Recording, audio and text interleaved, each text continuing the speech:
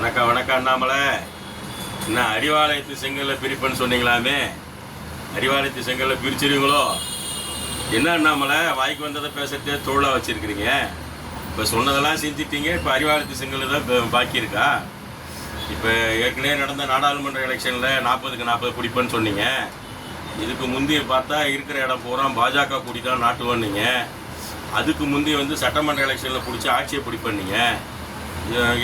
எப்போ பார்த்தாலும் நீங்கள் வாய் உதார விட்டுட்டு போயிட்டே இருக்கிறதா? நம்மளை பிரிக்கிறது, கலவரம் உருவாக்குறது, இதை தவிர வேற உங்களுக்கு வேற வேலையே கிடையாது அண்ணாமலை.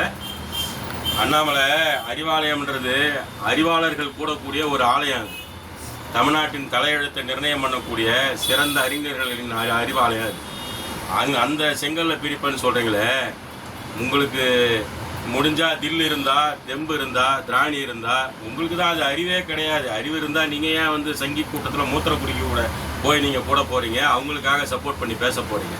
அதனால் நல்லா சிந்திச்சு, நான் எங்கள் பெரியார் சொன்ன மாதிரி, உங்களுக்கு யார் சொன்னாலும் அதை நம்பாத, உன் அறிவை பயன்படுத்தி நீ முன்னுக்கு வா அப்படின்னு சொன்ன அந்த வாசகத்தை 1க்கு 4 தடவை நினச்சிட்டு, அறிவாலயமும் திமுக கழகமும் நாங்கள் இந்த திராவிடர் கூட்டமும் எதை வலியுறுத்தி சொல்கிறோன்றதை புரிஞ்சு அதுக்கப்புறம் யோசித்து பேச. அண்ணாமலை வார்த்தையை கொட்டுறது பெருசு இல்லை அண்ணாமலை. ஒரு எய்ம்ஸ் மருத்துவமனைக்கு செங்கல் எடுக்கிறதுக்கு துப்பு இல்லை. இந்த செங்கலில் ஒரு வேளை எடுத்துன்னு போய் எய்ம்ஸ் மருத்துவமனை கட்டணுன்ற யோசனையில் இருக்கிறியான்னு தெரியல. அதனால் இதெல்லாம் யோசித்து பேச அண்ணாமலை. திமுக கட்சிக்காரங்க யாரும் சும்மா இல்லை, அவங்க சும்மாவும் இருக்க மாட்டாங்க.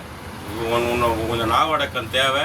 கொஞ்சம் யோசித்து இனிமேல் வார்த்தையை நல்லா பக்குவமாக கையாடுறது. Mind your words Annamalai. நன்றி, வணக்கம்.